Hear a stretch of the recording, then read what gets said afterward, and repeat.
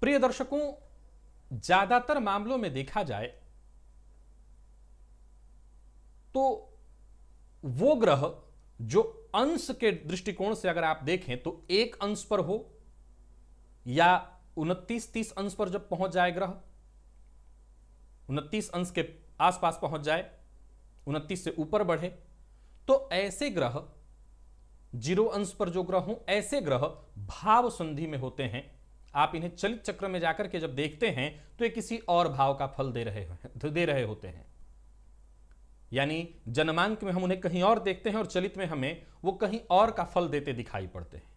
प्रिय दर्शकों, सबसे पहले बताना चाहता हूं कि यह राशिफल का कार्यक्रम है और यहां पर मैं कोई ना कोई ज्ञानवर्धक सूत्र आपको बताता रहता हूं। आज का ये जो विषय है वो हो सकता है बहुत सारे लोगों को, जिनको ज्योतिष की जानकारी कम हो, उनको बिल्कुल ही समझ ना आए।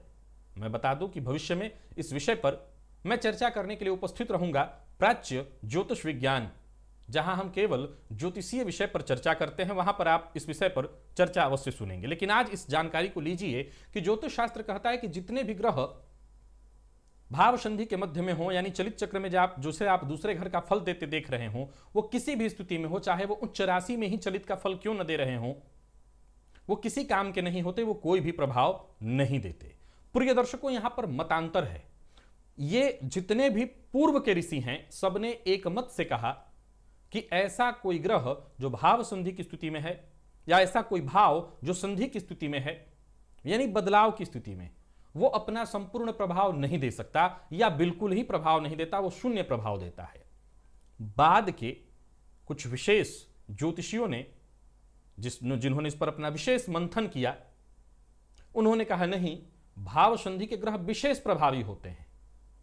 मैं जाहिर सी बात है इतना बड़ा कोई शोध करता नहीं हूं कि मैं जो बाद के भी लोग आए उनकी बराबरी कर सकूं, लेकिन मैंने अपना अनुभव देखा कि सत्य तो यह है कि जो ग्रह भाव संधि में है, जो भाव संधि में है, जो चलित में अपना कहीं किसी और भाव का फल दे रहा है, जहां जन्मांक में दिखाई पड़ रहा है वहां का नहीं, कहीं और का वो फल दे रहा है, आगे या पीछे के भाव का फल दे रहा है,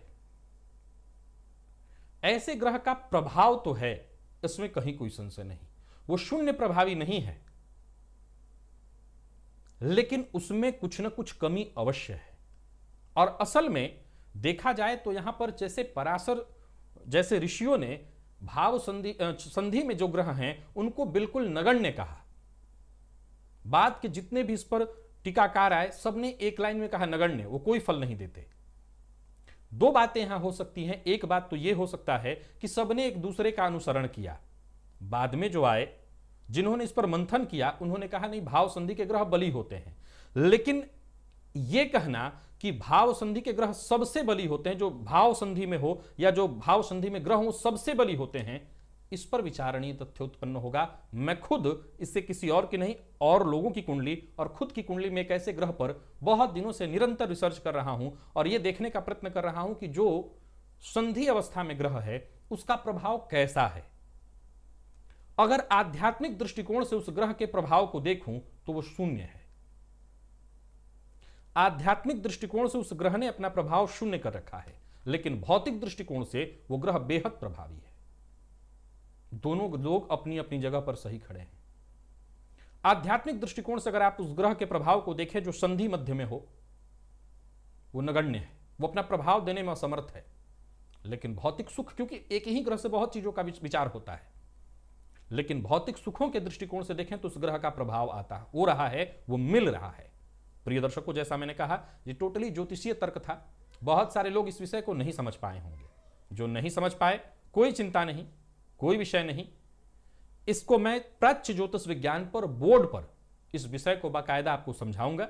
उस दिन आपको समझ में ये विषय निसंदेह सरल ढंग से आ जाएगा।